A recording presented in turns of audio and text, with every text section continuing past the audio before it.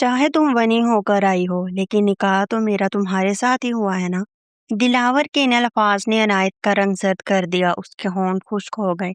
दिलावर मजीद झुका। उसकी सांसें अनायत के चेहरे को छूने लगी। उसने अनायत के कपकपाते बालों की एक लट को कान के पीछे किया और गहरे रौबदार लहजे में कहा, इतना घबरा क्यों रही हो? शोहर हूँ तुम्हारा, पूरा हक रखता हूँ तुम पर, और वही हक लेने तो आया हूँ। नहीं, दूर रहे मुझसे, खुदा के लिए पीछे हटे। अनायत की आंखों से आंसुओं का सैलाब रवां हो गया। उसकी आवाज खौफ से थरथरा रही थी। दूर हटो। दिलावर के चेहरे पर एक सर्द मुस्कुराहट उभरी। तुम शाह खानदान की बेटी हो अनायत, और मैं नवाब दिलावर खान। तुम्हारे खानदान ने जो हमारे साथ किया, उसका हिसाब चुकाने का वक्त अब आया है। मेरा क्या कसूर है इसमें?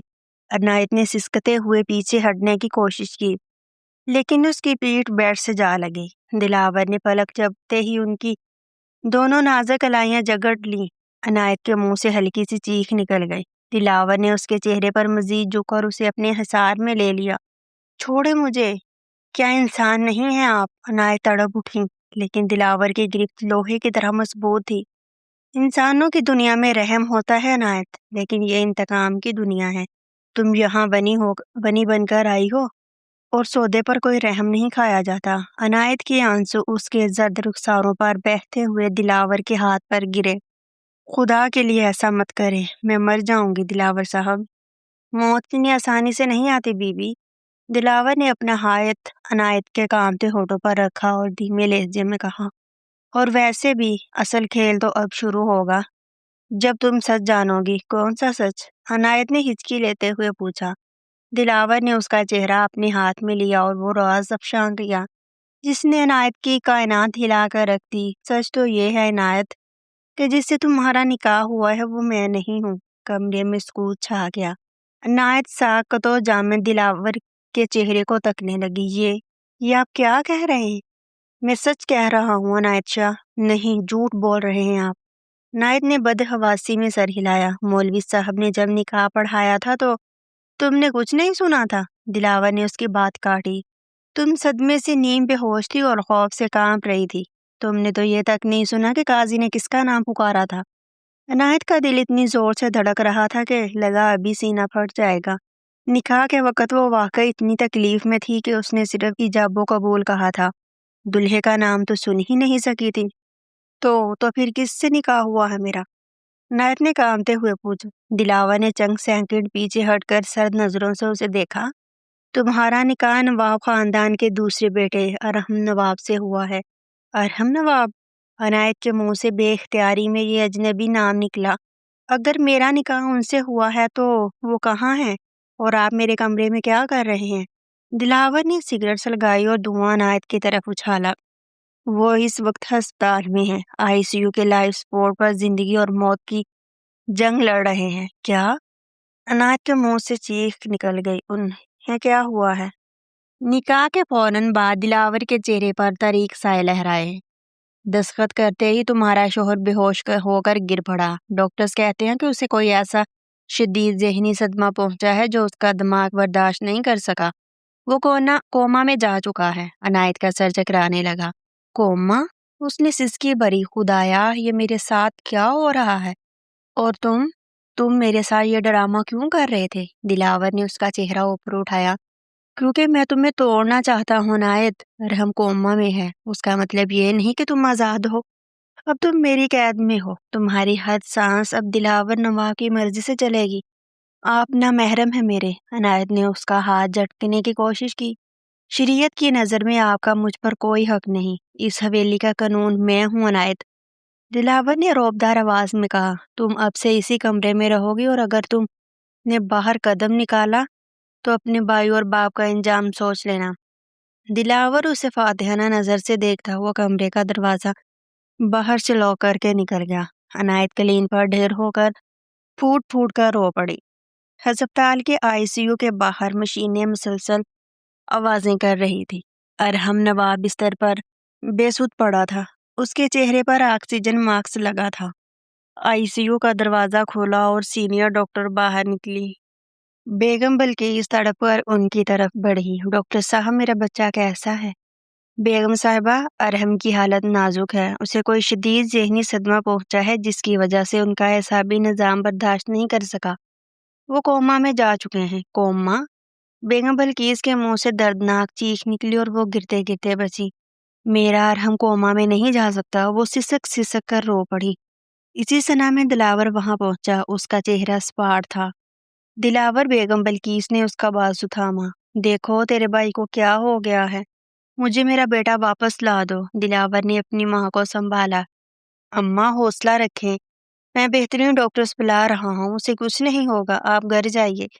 बाकी सब मैं देख लूंगा। दिलावर ने अपनी माँ को गाड़ी में बिठाया और खुद शीशे के पार बेसुध पड़े अरहम को देखने लगा। उसकी मुठ्ठियां बीच गई।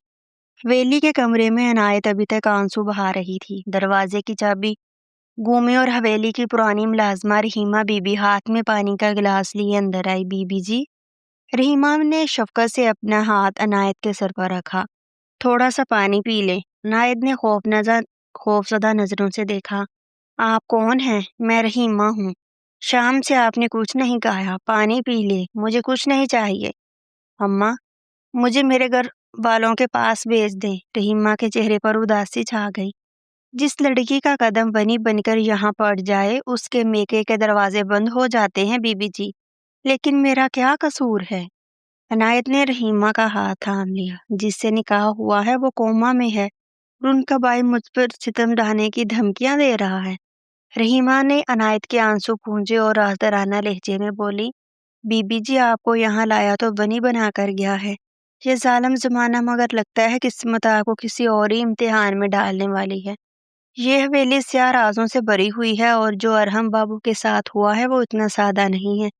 आपका क्या मतलब है? बस आप अपने दिल मजबूत रखें बीबी जी। रहीमा इतना कहकर बाहर निकल गई और दरवाजा बंद कर दिया। रात की आखिरी पहर अनायत ने वजू किया और जाए नमाज पर सजदे में गिर गई। या बारी ताला, तू तो सब जानता है। मुझे दिलावर नवाब की शर से बचा। मुझे इस अंधेरे से निकलने का रास्ता दिखा। दूसरी तरफ बालकोनी में खड़ा दिलावर नवाब सिगरेट के धुएं उड़ा रहा था। उसकी नजरों के सामने अनायत का वो खौफजदा चेहरा और आंसू घूम रहे थे। बदला लेने की खुशी तो थी, लेकिन उसके दिल में किसी कोने में एक अनजानी बेचैनी जन्म ले चुकी थी। तुम पर सिर्फ मेरा हक है अनायत, सिर्फ मेरा। दिलावर ने सिगरेट मसलकर बुझाते हुए खुद से कहा।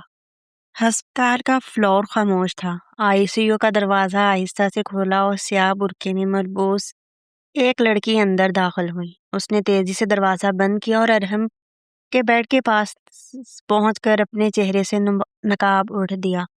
वो नवाल थी। नवाल ने अरहम का ठंडा हाथ अपनी गाल पर रखा और सिसक सिसक कर रो पड़ी।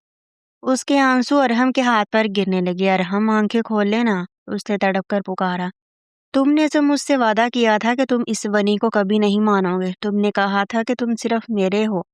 अरहम की तरफ से कोई जवाब नहीं आया। नवाज ने उसके हाथ को चूमते हुए रोते हुए कहा, तुम्हें उठना होगा अरहम। अरहम, अगर तुम ना उठे तो मैं दिलावर नवाब के सामने जाकर खड़ी हो जाऊंगी और उन्हें बताऊंगी कि तुम्हारी असल बीवी कौन है। अरहम अपने यूनिवर्सिटी के दोस्त नवाल से जुनून की हद तक मोहब्बत करता था। लाइब्रेरी के सामने अरहम नवाल के रास्ते में खड़ा था। नवाल, तुम कब तक मुझसे भागती रहोगी? अरहम के लहजे में बेपनाह मोहब्बत और संजीदगी थी। नवाल ने किताबें सीने से लगाई, घबरा कर आसपास देखा। अरहम, खुदा का खौफ करो, कोई देख लेगा। तुम नवाब हवेली के साहबजादे हो और मैं एक आम सी लड़की। तुम्हारे और मेरे दरमियान बहुत बड़ा फासला है। कोई फासला नहीं है नवाल। अरहम ने उसकी आंखों में आंखें डालकर कहा, मोहब्बत हो गई है आपसे? नहीं रह सकता आपके बगैर। और मैं कोई रवायती नवाब नहीं जो दिल बहलाकर आगे बढ़ जाए। मैं तुमसे बाकायदा निकाह करना चाहता हूँ। लेकिन तुम्हारा खानदान, तुम्हारे बड़े भाई दिलावर नवाब, वो कभी एक आम लड़की को नवाब हवेली की बहू नहीं बनाएंगे। नवाल की आवाज में खदशात थे। दिलावर भाई, जैसे भी हो, मैं अपनी मोहब्बत का सौदा नहीं करूंगा। और हमने मजबूती से कहा था। मैंने अपने रब को गवाह बनाकर तुम्हें अपनी बीवी मान लिया और बहुत जल्द तुम्हें इज्जत के साथ अपने निकाह में लाऊंगा। और फिर वही हुआ। अरहम ने अपने दो दोस्तों की मौजूदगी में नवाल से खुफिया निकाह कर लिया। अरहम की आंखों में सच्ची मोहब्बत की चमक थी। तुम अब सिर्फ मेरी हो नवाल। نواب ارحم کی پہلی اور آخری محبت۔ نوال کے آنسو ارحم کی بے حس و حرکت انگلیوں پر گرے۔ نوال نے سسکتے ہوئے ارحم کے زرد چہرے کو دیکھا۔ تم نے تو کہا تھا کہ تم حویلی جا کر سب کو بتانے والے ہو، پھر تم نے ونی کے فیصلے پر خاموشی کیوں اختیار کر لی؟ 3 دن پہلے جب ارحم حویلی گیا تھا تو اس نے فون پر نوال کو کتنی بدحواسی میں بتایا تھا، نوال گاؤں میں حالات خراب ہو گئے ہیں، شاہ خاندان سے پرانی دشمنی کا بدلہ لینے کے لیے پنچایت نے ان کی بیٹی عنایت کو ونی بنا کر ہمارے گھر بھیجنے کا فیصلہ کیا ہے، اور دلاور بھائی نے حکم دیا ہے کہ اس ونی سے نکاح مجھے کرنا ہوگا۔ نوال کا دل دہل گیا تھا۔ ارحم، تم نے انہیں بتایا نہیں کہ تم شادی شدہ ہو؟ میں نے کہنے کی کوشش کی تھی نوال۔ ارحم کی آواز میں بے بسی تھی۔ میں ونی کی اس ظالمانہ رسم کے خلاف لڑوں گا، میں اس بے قصور لڑکی کی زندگی برباد نہیں ہونے دوں گا، اور نہ ہی اپنے اور تمہارے رشتے پر حرف آنے دوں گا۔ لیکن نکاح کا وہ خوفناک دن ارحم کی توقعات سے بالکل مختلف تھا۔ حویلی کا صحن لوگوں سے بھرا ہوا تھا۔ ارحم بار بار اپنے بھائی دلاور کو سچ بتانے کی کوشش کر رہا تھا، لیکن دلاور کا ایک ہی حکم تھا، شاہ خاندان کو ذلیل کرنے کا یہی ایک طریقہ ہے ارحم، تمہیں اس لڑکی سے نکاح کرنا ہی ہوگا۔ قاضی صاحب نے جب نکاح نامہ آگے بڑھایا اور ارحم کے ہاتھ میں قلم تھمایا، ارحم نواب نواب غیاث، کیا آپ کو عنایت شاہ نواز سے ونی کی رسم کے تحت یہ نکاح قبول ہے؟ ارحم کے ہاتھ کانپ رہے تھے۔ اس کے ذہن کے پردے پر نوال کا مسکراتا ہوا چہرہ گم گیا۔ وہ پاکیزہ لمحہ جب اس نے نوال کے ساتھ نکاح کے کاغذ پر دستخط کیے تھے اور اس سے وفاداری کی قسم کھائی تھی۔ ایک طرف نوال کے ساتھ کی گئی سچی محبت اور نکاح کا مقدس پیمانہ تھا، اور دوسری طرف ایک مظلوم لڑکی عنایت کو ونی بنا کر لایا جانا اور دلاور کا ستم۔ ارحم کا دل زور زور سے دھڑکنے لگا، اس کی آنکھوں کے سامنے اندھیرا چھانے لگا۔ میں اپنی نوال کے ساتھ بے وفائی نہیں کر سکتا، اور نہ ہی اس ونی کی زندگی کا گناہ اپنے سر لے سکتا ہوں۔ ارحم کے اندر ایک شدید جذباتی اور ذہنی طوفان برپا ہو گیا۔ وہ شدید ذہنی دباؤ برداشت نہ کر سکا۔ اس نے کانپتے ہاتھوں سے جیسے ہی کاغذی دستخط مکمل کیے، ارحم نے دعا کے لیے ہاتھ اٹھائے، لیکن اس کی سانسیں سینے میں اٹک گئیں۔ اس کا جسم پوری طرح کانپنے لگا تھا۔ آنکھوں کے سامنے اندھیرا چھا گیا اور زمین پر گر گیا۔ ہسپتال کے کوریڈور میں ICU کی سرخ لائٹ جل رہی تھی۔ نوال شیشے کی دیوار سے تھوڑے فاصلے پر کھڑی بے بسی سے ارحم کو دیکھ رہی تھی۔ آکسیجن ماسک میں چھپا ارحم کا زرد چہرہ، مشینوں کی پیپ پیپ اور اس کا بے حس و حرکت وجود نوال کے دل میں خنجر کی طرح اتر رہا تھا۔ اس کی آنکھیں مسلسل نم تھیں، ہونٹ کانپ رہے تھے، اور وہ شدت سے ارحم کا نام پکارنا چاہتی تھی، مگر وہ خاموش تھی۔ اس کا اور ارحم کا سچا رشتہ دنیا کی نظروں سے چھپا ہوا ایک راز تھا۔ اسی دوران راہداری میں باریک قدموں کی آواز گونجی۔ ارحم کی والدہ بیگم بلقیس تسبیح پڑھتی ہوئی ICU کی طرف آ رہی تھی۔ نوال نے فوراً خود کو سنبھالا، اپنے آنسو پونچھے اور اپنا نقاب درست کیا۔ وہ ایک عام جاننے والی یا ہمدرد بن کر دیوار سے تھوڑا ہٹ کر کھڑی ہو گئی۔ بیٹا، تم یہاں کس سے ملنے آئی ہو؟ بیگم بلقیس نے نوال کی روئی ہوئی آنکھوں کو دیکھ کر دھیمے سے پوچھا۔ جی وہ خالہ، میری ایک سہیلی کی والدہ ایڈمٹ ہے، بس انہیں دیکھنے آئی تھی، نوال نے لرزتی آواز میں جھوٹ بولا۔ بیگم بلقیس نے اداسی سے نڈھال سر ہلایا اور ICU کے کھڑکی سے اپنے بیٹے کو تکنے لگی۔ نواب نے جانے سے پہلے ارحم پر ایک آخری درد بھری نظر ڈالی اور دل ہی دل میں تڑپ کر دعا کی، خدا کے لیے واپس آ جاؤ ارحم، میں اکیلی پڑ جاؤں گی۔ حویلی میں عنایت کی پہلی صبح ہوئی۔ پوری رات جاگتے اور روتے رہنے کے باعث اس کی آنکھیں سوجی ہوئی تھیں اور جسم تھکن سے نڈھال تھا۔ صبح سویرے دروازے پر ہلکی سی دستک ہوئی۔ ایک ملازمہ اندر آئی اور دھیمی آواز میں بولی، بی بی جی، ناشتے کی میز سجی ہے، نواز صاحب نے آپ کو نیچے بلایا ہے۔ عنایت کے دل میں خوف کی لہر دوڑ گئی۔ وہ سنبھل کر اٹھی، چادر سے خود کو اچھی طرح ڈھانپا اور خوفزدہ قدموں کے ساتھ نواب حویلی کے بڑے اور شاندار ہال کی طرف بڑھنے لگی۔ پہلی بار نواب حویلی کی ڈائننگ ہال میں داخل ہوتے ہی عنایت کے قدم جم گئے۔ وہاں موجود خاندان کے تمام لوگ ناشتے کی میز پر بیٹھے تھے۔ جیسے ہی عنایت نے قدم رکھا، سب کی نظریں اس پر جم گئی۔ عنایت نے اپنی نظریں نیچے جھکا لیں اور خاموش کھڑی رہی۔ اسی دوران خاندان کی ایک بوڑھی چچی نے زہریلے انداز میں طنز کا تیر چلایا۔ آخر آ ہی گئی ونی، شاہوں کی بیٹی ہمارے قدموں میں۔ یہ لفظ ونی سن کر عنایت کے دل پر جیسے کسی نے تیز دھار خنجر چلا دیا ہو۔ اس کی آنکھوں میں آنسو آ گئے، لیکن اس نے اپنے ہونٹ بھینچ کر خود کو سنبھال لیا۔ اسی وقت سڑکوں سے دلاور نواب اتر کر نیچے آیا۔ سیاہ کرتے شلوار میں اس کا روبدار اور ہیبت پورے حال پر چھا گئی۔ دلاور کے آتے ہی ڈائننگ ہال میں مکمل سناٹا چھا گیا۔ دلاور کی گہری نظریں ایک لمحے کے لیے عنایت کے زرد چہرے اور اس پر چھائی تکلیف پر جمی، مگر اس نے کچھ نہ کہا۔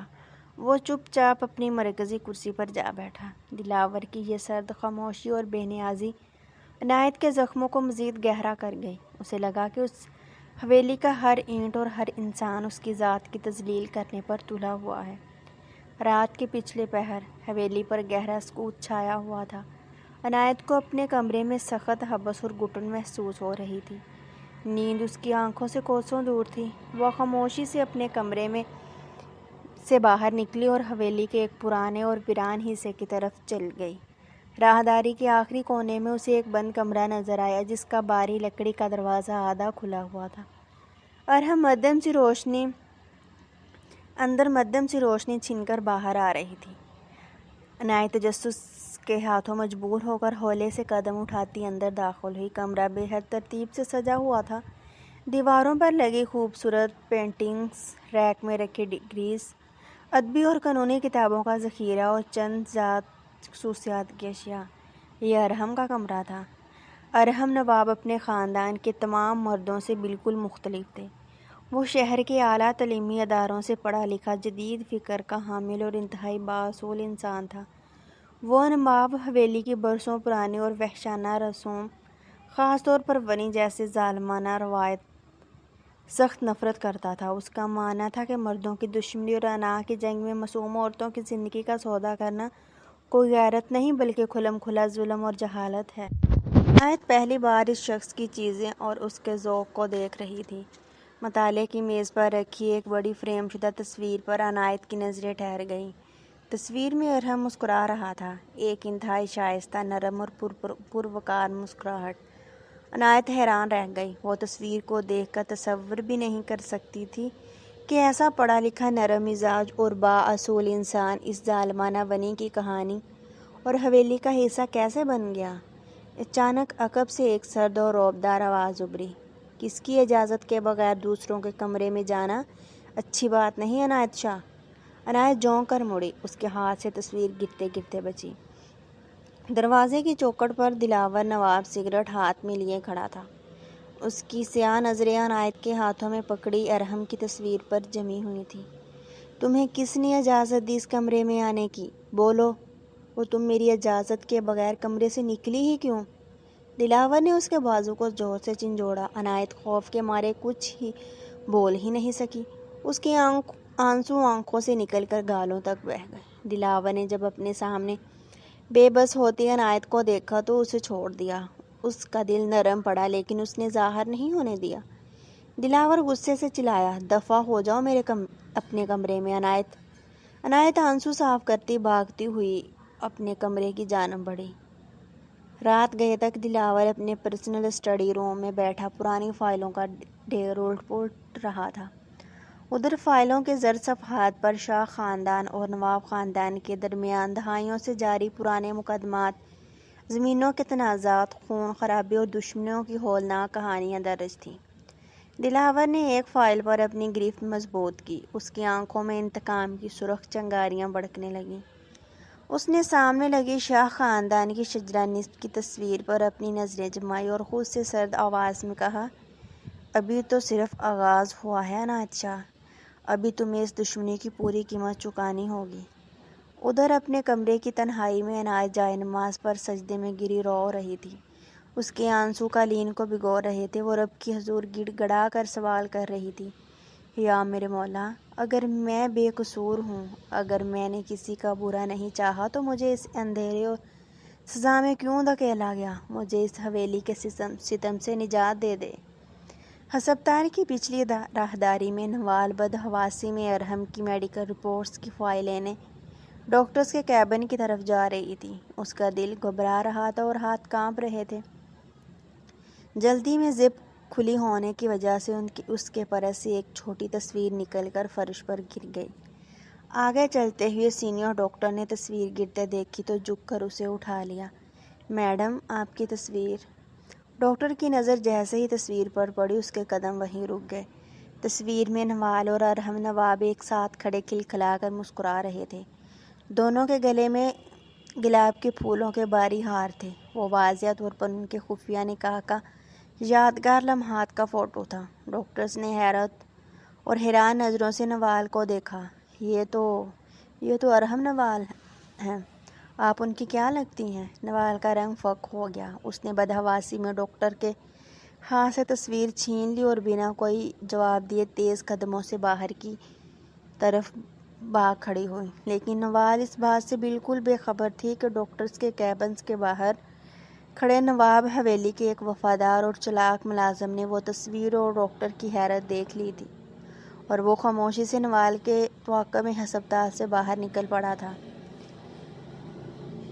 حویلی میں رات کے آخری پہر عنایت ایک بار پھر ارحم کے کمرے میں چلی آئی۔ اس کے دل میں نہ جانے کیوں اس شخص کو جاننے کا ایک عجیب سا تجسس جاگ چکا تھا۔ اس نے کپ کپاتے ہاتھوں سے ارحم کی پرانی لکڑی کی الماری کا دروازہ کھولا۔ الماری کے اندر کتابیں اور چند سوٹس لیکے سے رکھے تھے۔ جیسے ہی اس نے الماری کے اوپر والے خانے میں رکھی ایک باری کتاب کو ہٹایا، اس کے پیچھے ایک ڈائری پر نظر پڑی۔ عنایت ڈائری کھول کر پڑھتی ہے۔ ارحم نے اپنے دل کی ہر بات اس میں لکھی ہوتی ہے کہ وہ حویلی کی رسومات سے نفرت کرتا ہے۔ وہ ونی جیسے بےہودہ رسومات کو نہیں مانتا۔ وہ نکاح نہیں کرے گا۔ وہ عنایت کی زندگی برباد نہیں کرے گا۔ عنایت ایک ہی صفحہ پڑھ کر ڈائری واپس رکھ دیتی ہے اور خود سے کہتی ہے، چلو کوئی تو ہے جو اس حویلی کی رسومات کو ختم کرنا چاہتا ہے۔ وہ ڈائری واپس اسی جگہ رکھ کر اپنے کمرے کی جانب بڑھ جاتی ہے۔ اگلی صبح حویلی دلاور اپنے پرسنل آفس نما پرائیویٹ روم میں بیٹھا تھا، جب حویلی کے ایک ملازم نے آ کر ڈرتے ڈرتے بتایا کہ رات گئے عنایت کو ارحم کے کمرے سے باہر نکلتے دیکھا گیا ہے۔ دلاور کی سیاہ آنکھوں میں ایک دم غصے کی چنگاری بھڑک اٹھی۔ اس کی مٹھیاں بھیج گئیں۔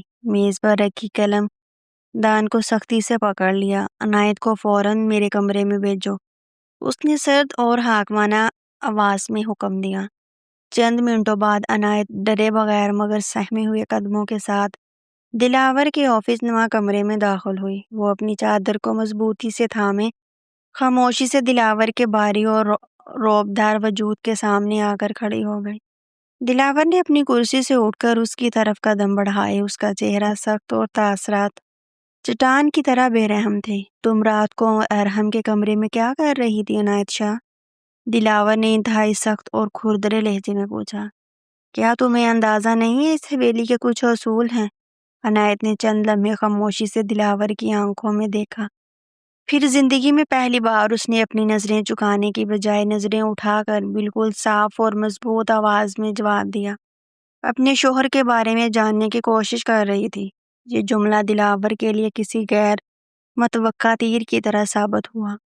شوہر کا لفظ دلاور کو اندر تک چبھ گیا اور اس کے دل میں ایک انجانی جلن پیدا ہو گئی۔ چند لمحوں کے لیے اس کے چہرے کے سخت تاثرات بدلے۔ اس کی سیاہ آنکھوں میں حیرت اور بے چینی کی لہر لہرائی، لیکن وہ نواب دلاور خان تھا۔ اس نے فوراً اپنے چہرے پر ضبط کا ماسک چڑھا لیا اور گمبھیر آواز میں بولا، شوہر؟ وہ شوہر جو آئی سی یو میں بے حس و حرکت پڑا ہے۔ تمہیں کیا لگتا ہے کہ تم اس کے کمرے میں تمہیں کوئی آزادی کا پروانہ مل جائے گا؟ آئندہ مجھے اپنے بھائی کے کمرے کے پاس بھی نظر نہ آنا۔ عنایت نے بنا کچھ کہے خاموشی سے سر جھکا لیا اور کمرے سے باہر نکل گئی۔ لیکن دلاور کے لیے اس کا وہ ایک جملہ دن بھر کا سکون برباد کرنے کے لیے کافی تھا۔ دوپہر کے وقت ڈائننگ ہال میں کھانے کی میز سجی ہوئی تھی۔ حویلی کے تمام افراد وہاں موجود تھے۔ عنایت خاموشی سے ڈائننگ ٹیبل کے ایک کونے میں نظریں جھکائے بیٹھی تھی اور پلیٹ میں روٹی کے چھوٹے چھوٹے ٹکڑے رکھ رہی تھی۔ دلاور کی چچی نے جان بوجھ کر سب کو سنانے کے لیے زہریلے لہجے میں طنز کا تیر چلایا۔ کچھ لوگوں کو غلط فہمی ہو گئی ہے کہ وہ اس حویلی کی بہو بن گئی ہیں۔ ونیوں کی حیثیت کبھی گھر کی بہو جیسی نہیں ہوتی۔ ونی تو صرف ایک سودا ہوتی ہے جس کی کوئی عزت نہیں ہوتی۔ عنایت کے دل پر جیسے کسی نے ہزاروں خنجر چلا دیے ہوں۔ اس کی آنکھوں میں درد اور ذلت کے آنسو بھر آئے۔ وہ خاموشی سے اپنی جگہ سے اٹھنے لگی تاکہ اپنے کمرے کی تنہائی میں جا کر رو سکے۔ اس وقت ہال کے مرکزی دروازے سے داخل ہوتے ہوئے دلاور کی رعبدار اور گجدار آواز گونجی، ٹھہر جاؤ عنایت۔ پورا حال لمحے بھر میں سانپ سوکھ جانے کی طرح خاموش ہو گیا۔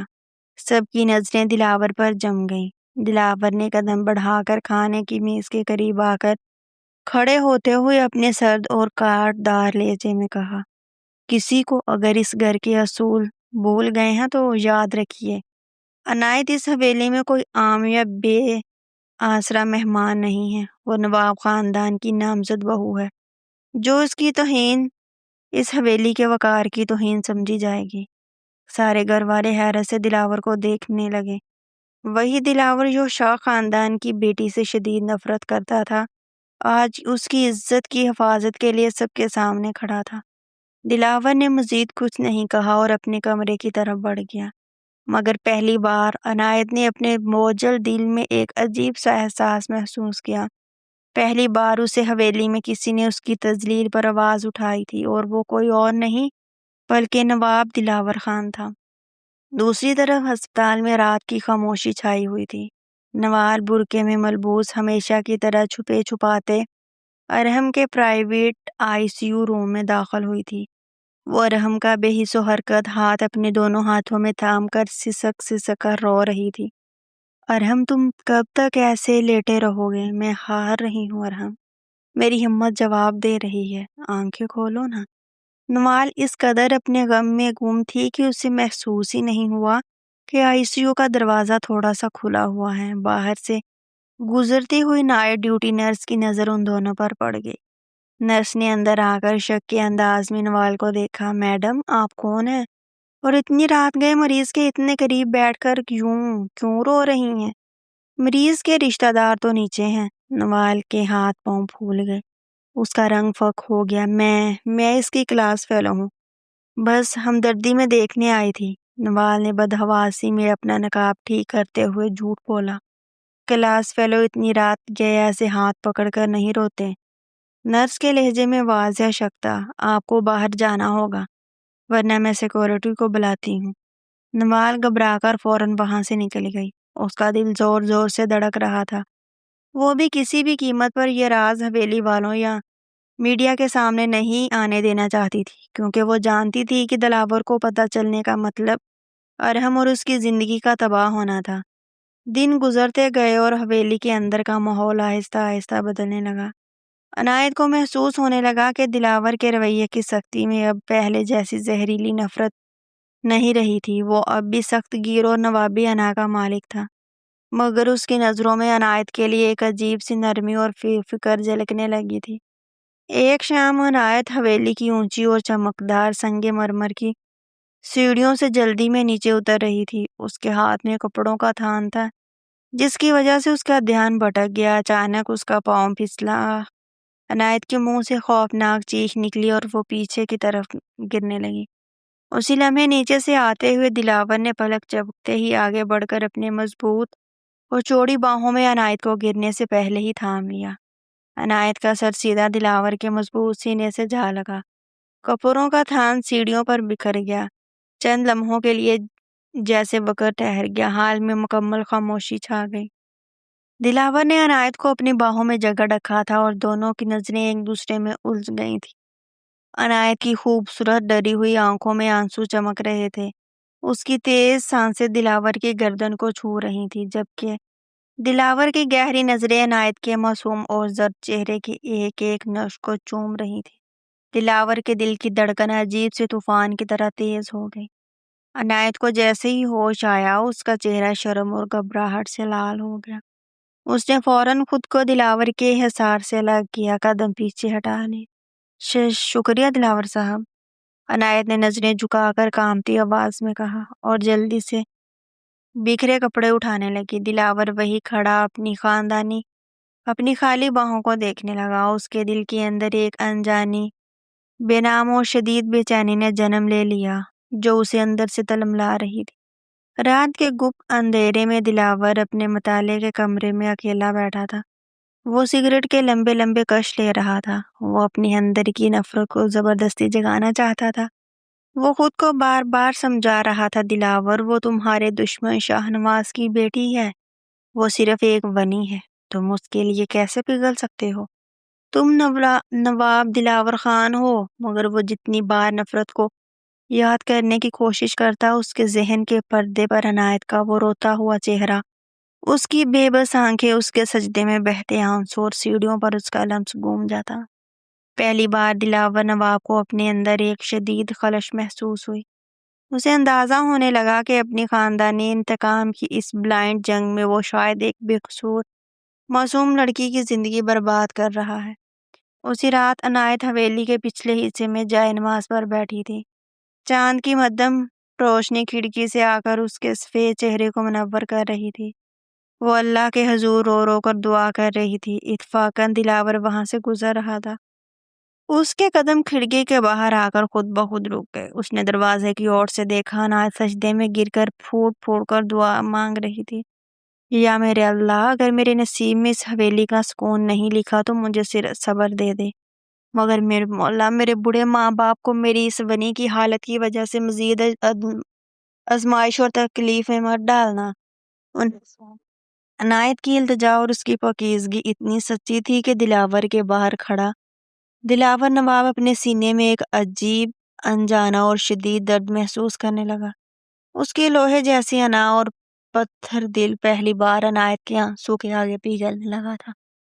اگلی صبح ہسپتال کے ICU میں ڈاکٹر شاہ وینٹیلیٹر کے چیکنگ کر رہی تھی کہ اچانک انہوں نے دیکھا کہ بستر پر بے سدھ پڑے ارحم نواب کے دائیں ہاتھ کی انگلی ہلکی سی ہلی۔ ڈاکٹر صاحب، مریض کی انگلیاں حرکت کر رہی ہیں، نرس نے بدحواسی میں پکارا۔ ڈاکٹر شاہ نے فوراً ارحم کی آنکھوں کی پتلیاں اور برین ویوز چیک کیے۔ ان کے چہرے پر حیرت اور خوشی لہرائی۔ ارحم کے برین سگنل واپس آ رہے ہیں، ڈاکٹر نے خوش ہوتے ہوئے کہا۔ ان کے ہوش میں آنے کے امکانات بہت تیزی سے بڑھ رہے ہیں، یہ کسی معجزے سے کم نہیں۔ کوریڈور میں چھپ کر کھڑی نوال نے جب ڈاکٹر کی یہ الفاظ سنے تو اس کی روئی ہوئی آنکھوں میں امید کی ایک زبردست چمک ابھر آئی۔ اس کا دل خوشی سے جھوم اٹھا کہ اس کی محبت رنگ لا رہی ہے۔ رات گئے کا وقت تھا۔ دلاور اپنے کمرے میں بیٹھا گہری سوچ میں ڈوبا تھا۔ اچانک کمرے کا باری لکڑی کا دروازہ بجا۔ دلاور کا سب سے خاص اور وفادار آدمی رازق اندر داخل ہوا۔ اس کے ہاتھ میں ایک لمبا سیاہ لفافہ تھا۔ نواب صاحب، رازق نے گمبھیر آواز میں کہا، جو کام آپ نے میرے سپرد کیا تھا ارحم بابو کی شہر کی زندگی کے بارے میں چھان بین، اس کی فائنل رپورٹ آ گئی ہے۔ دلاور نے سگریٹ کو ایشٹرے میں مسل کر بجھایا اور لفافہ رازق کے ہاتھ سے لیا۔ اس نے جیسے ہی لفافہ کھولا، اندر سے چند رنگین تصاویر اور نکاح نامے کی ایک کاپی نکل کر میز پر بکھر گئی۔ دلاور نے جھک کر پہلی تصویر اٹھائی اور اس کے قدموں تلے سے زمین نکل گئی۔ تصویر میں شہر کی ایک خوبصورت لوکیشن پر ارحم نواب ایک حسین لڑکی کے ساتھ کھڑا مسکرا رہا تھا۔ دونوں کے گلے میں گلاب کے ہار تھے، ان کے چہروں پر نکاح کی خوشی تھی۔ تصویر میں موجود لڑکی کوئی اور نہیں، نوال تھی۔ دلاور کی سیاہ آنکھیں حیرت اور غصے سے پھیل گئیں، اس کے ہاتھ بری طرح بھینچ گئے۔ اگر ارحم واقعی کسی لڑکی سے محبت کرتا تھا تو اس نے کبھی خاندان کو کیوں نہیں بتایا؟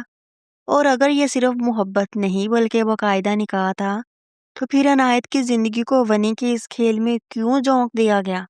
اگلی صبح دلاور نے اپنے سب سے قابل اعتماد آدمی رازق کو اپنے پرائیویٹ روم میں طلب کیا۔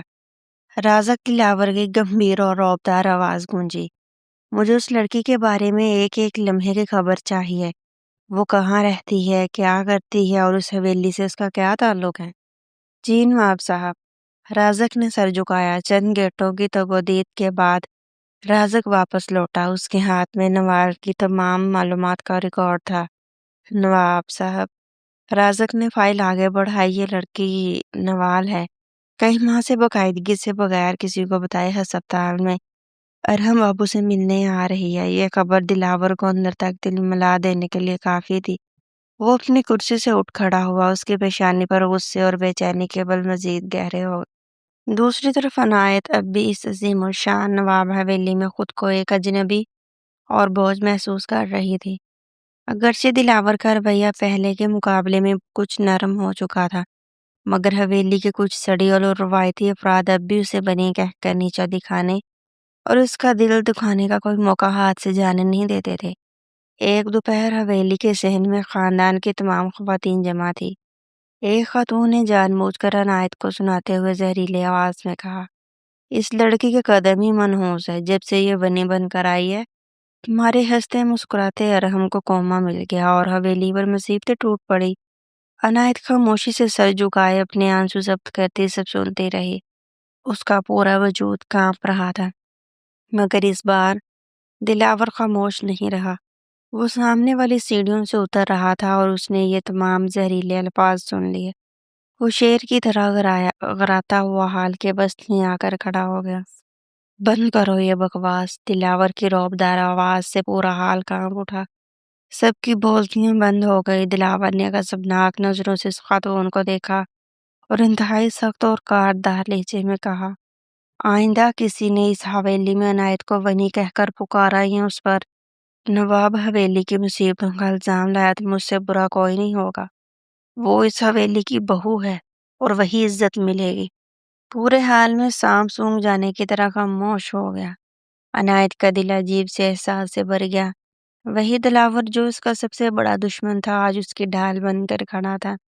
اسی شام حویلی کے وسیع اور اس باغ میں عنایت اکیلی ایک لکڑی کے بینچ پر بیٹھی تھی۔ حویلی کی ٹھنڈی ہوا اس کی چادر کو چھو رہی تھی اور اس کی اداس نظریں دور ڈوبتے ہوئے سورج اور کھلے آسمان پر جمی تھی۔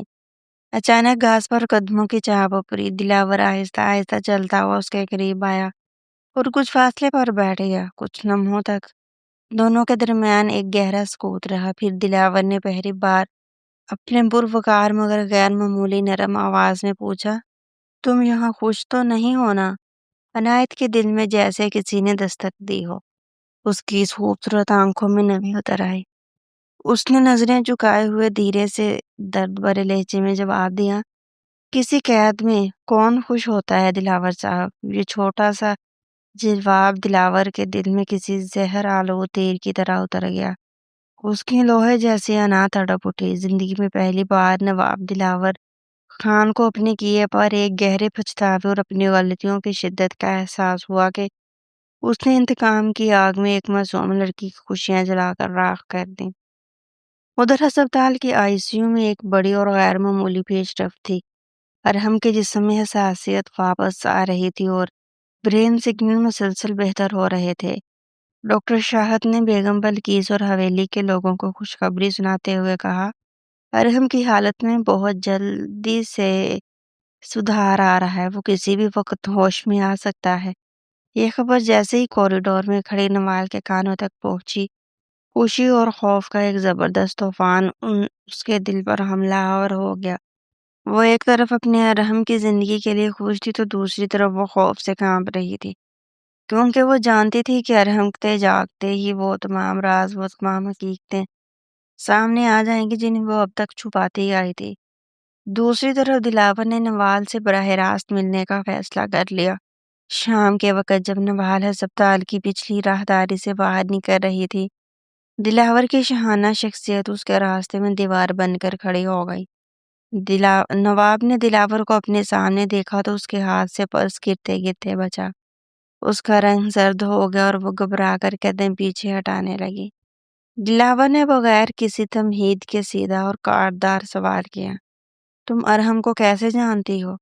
نوال نے گھبرا کر نظریں جھکا لی اور خاموش رہی۔ میں ان کی محض ایک دوست ہوں۔ دلاور نے اپنے کوٹ کی جیب سے وہ تصویر نکالی جس میں ارحم اور نوال گلے میں ہار پہنے کھڑے تھے اور اسے نوال کی آنکھوں کے بالکل سامنے کر دیا۔ نوال کا رنگ فک ہو گیا، اس کی سانسیں اٹک گئی۔ اسی لمحے بھر میں اندازہ ہو گیا کہ اب راز زیادہ دیر تک چھپ نہیں سکے گا۔ بہت دیر کی دم گھٹاتی خاموشی کے بعد نوال نے اپنی روئی ہوئی آنکھیں اٹھائی اور دھیمی مگر جاندار آواز میں کہا، میں ارحم کی زندگی کا وہ سچ ہوں دلاور صاحب، جس سے آپ اور آپ کا پورا خاندان اب تک بے خبر رہا تھا۔ یہ سن کر دلاور کی پیشانی پر شدید بل پڑ گیا۔ اسی رات ہسپتال کے ایک پرائیویٹ روم میں نوال نے دلاور کے سامنے اپنے ضبط کے تمام بندھن توڑ دی اور پوری حقیقت کا اعتراف کر لیا۔ ارحم اور میرا برسوں پہلے یونیورسٹی کے دور میں خفیہ نکاح ہو چکا تھا، نوال نے سسکتے ہوئے بتایا۔ دلاور سخت و جامد سے تکتا رہا۔ نوال نے روتے ہوئے آگے کہا، ارحم نواب حویلی کی بنی جیسی فرسودہ اور ظالمانہ رسم کے سخت خلاف تھا اور عنایت کے ساتھ ہونے والے اس ظلم کو ہر قیمت پر روکنا چاہتا تھا۔ وہ نکاح کے ممبر پر جا کر سب کے سامنے بنی کی اس رسم کو مسترد کرنا چاہتا تھا، لیکن حویلی کے دباؤ، خاندانی انا، اپنی مجبوری اور اپنے ضمیر کی اس شدید جنگ نے اس کے دماغ پر اتنا صدمہ ڈالا کہ وہ دستخط کرتے ہی کوما میں چلا گیا۔ دلاور یہ تمام سچ سن کر پتھر کا بن کر رہ گیا۔ اس کا سارا غرور، اس کا تمام انتقام لمحے بھر میں پاش پاش ہو گیا۔ پہلی بار اسے احساس ہوا کہ اس کا بھائی بھی اس کے قائم کردہ اس ظالمانہ خاندانی نظام اور اس کے انتقام کا شکار ہوا تھا۔ دلاور بھاری قدموں کے ساتھ ہسپتال کے ICU روم میں داخل ہوا۔ کمرے میں صرف وینٹیلیٹر کی پیپ پیپ کی آواز سے گونج رہی تھی۔ دلاور آہستہ آہستہ چلتا ہوا بستر پر بے سود لیٹے اپنے چھوٹے بھائی ارحم کے قریب آیا۔ اس کی سیاہ آنکھوں میں انتقام کی جگہ پچھتاوے اور درد کے سائے تھے۔ اس نے لرزتے ہاتھوں سے ارحم کا ٹھنڈا ہاتھ اپنے ہاتھوں میں لیا اور گمبھیر ٹوٹی ہوئی آواز میں کہا، میں نے شاہ خاندان سے بدلہ لیتے ہوئے انتقام کی آگ میں جلتے جلتے سب کچھ برباد کر دیا۔ ارحم، میں نے تمہیں اور ایک بے قصور لڑکی کو جیتے جی مار دیا۔ اسی لمحے ایک معجزہ ہوا۔ بستر پر لیٹے ارحم کی بند اور سنگین پلکیں ہلکی سی لرزی۔ دلاور نے جھونک کر دیکھا، ارحم کی انگلیاں ہلیں اور پھر آہستہ آہستہ انتہائی مشقت کے بعد اس کی آنکھیں کھلنے لگی۔ دلاور حیرت صدمے سے اپنے بھائی کو دیکھتا رہا۔ ارحم نے بمشکل اپنی آنکھیں کھولی۔ اس کی نظریں دھندلاہٹ میں اپنے سامنے کھڑے دلاور کے چہرے پر پڑی۔ اس کے بے جان ہونٹ ہلکے سے کانپے اور پھر انتہائی سسکتی اور بوجھل آواز میں اس کے منہ سے صرف ایک لفظ نکلا، نوال۔ دلاور کے چہرے کا رنگ لمحے بھر میں بدل گیا۔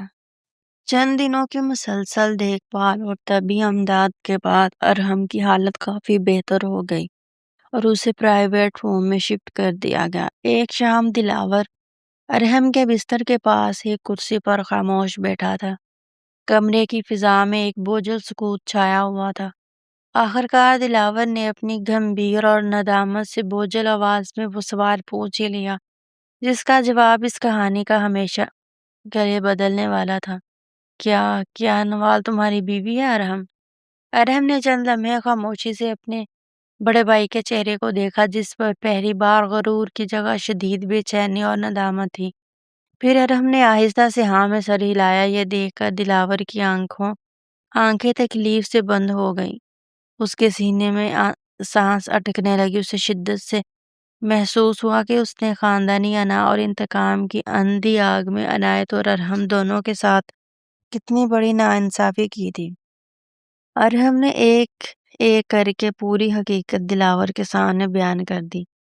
میں نے برسوں پہلے یونیورسٹی کے دور میں ہی نوال سے باقاعدہ شرعی نکاح کر لیا تھا، ارحم نے بوجھل آواز میں بتایا۔ میں نواب حویلی کی بنی جیسی فرسودہ، ظالمانہ، جاہلانہ رسم کے سخت خلاف تھا۔ میں عنایت کو کبھی اپنی بیوی کے طور پر قبول نہیں کر سکتا تھا کیونکہ میں پہلے ہی ایک پاک رشتے میں بندھا ہوا تھا۔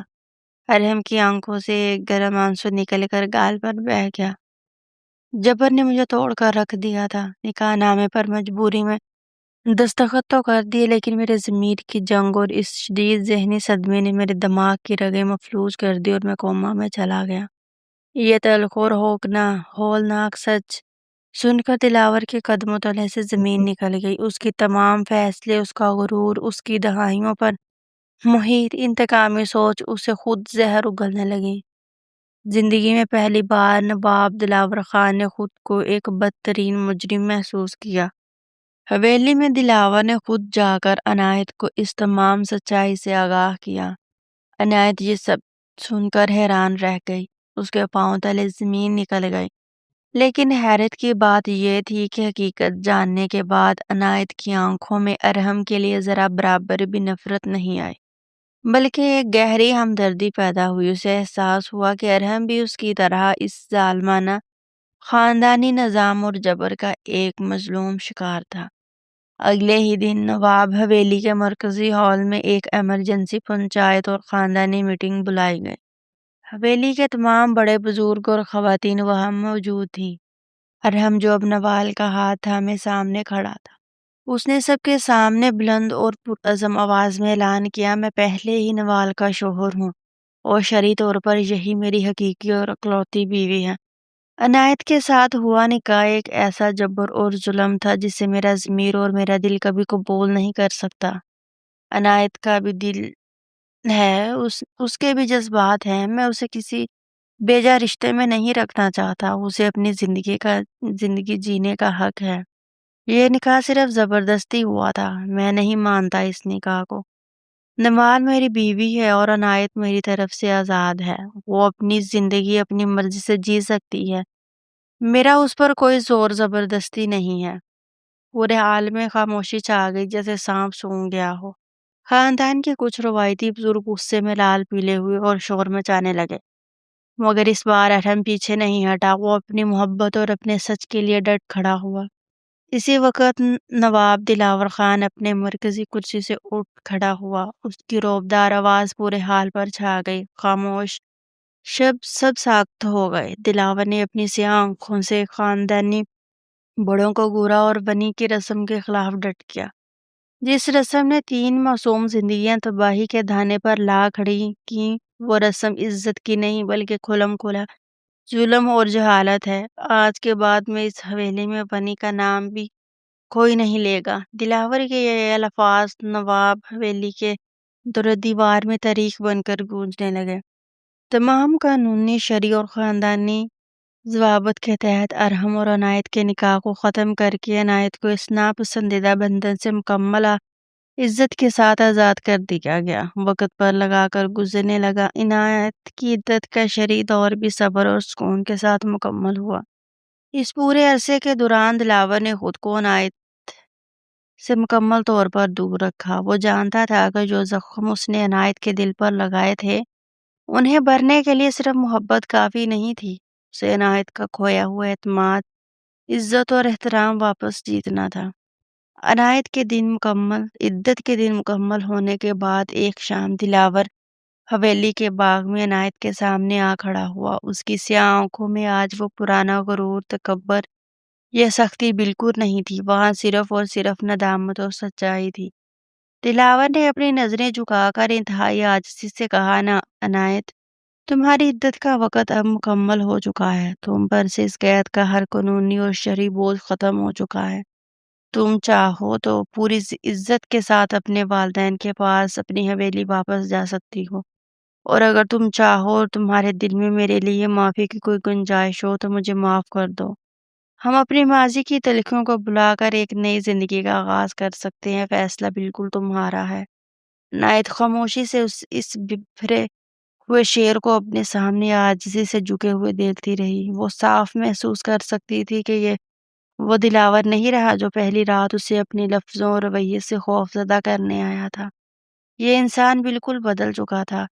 عنایت کے ذہن میں سوچوں کا ایک طوفان اٹھنے لگا۔ اس نے دل ہی دل میں سوچا، میری اس حویلی میں آمد اور میری شادی کا مقصد ہی دونوں خاندان کی برسوں پرانی خون ریز دشمنی کو ختم کرنا تھا۔ مجھے تو بنی بنا کر بھیجا ہی اس لیے گیا تھا تاکہ 2 خاندانوں کے درمیان لگی نفرت کی آگ بجھ سکے۔ اگرچہ ابتدا میں ایسا نہ ہو سکا، لیکن اگر میرے اس ایک فیصلے سے، میرے یہاں رکنے سے 2 خاندانوں کے درمیان ہمیشہ کے لیے امن قائم ہو سکتا ہے، تو یہ دشمنی ختم ہو سکتی ہے، تو میں پیچھے کیوں ہٹوں؟ اسے سوچ کے آتے ہی عنایت کی آنکھوں میں پہلا خوف غائب ہو گیا اور اس کی جگہ ایک عجیب سی اطمینان نے لے لی۔ اس نے پہلی بار دلاور کی آنکھوں میں دیکھا اور خاموشی سے اس بات میں سر ہلا دیا۔ کچھ عرصے بعد نواب حویلی میں ایک انتہائی سادہ باوقار اور خوبصورت تقریب کا اہتمام کیا گیا۔ اس بار اس تقریب میں نہ کوئی جبر تھا، نہ خاندانی دشمنی اور نہ ہی بنی کا کوئی سایہ۔ اس بار صرف دونوں طرف کی رضامندی، احترام اور سچی محبت تھی۔ نواب دلاور خان اور عنایت شاہ کا باقاعدہ ایجاب و قبول کے ساتھ نکاح پڑھایا گیا۔ شاہ خاندان اور نواب خاندان جو دہائیوں سے ایک دوسرے کے خون کے پیاسے تھے، پہلی بار نفرت کو دفنا کر سکون اور احترام کے ساتھ ایک ہی چھت تلے موجود تھے۔ دوسری طرف نوال اور ارحم بھی اپنے ایک نئے خوبصورتی اور پرسکون زندگی کا آغاز کر چکے تھے۔ ارحم اپنی محبوبہ کا ہاتھ تھام کر وہ خوشگوار زندگی جینے لگا تھا جس کا خواب اس نے برسوں پہلے دیکھا تھا۔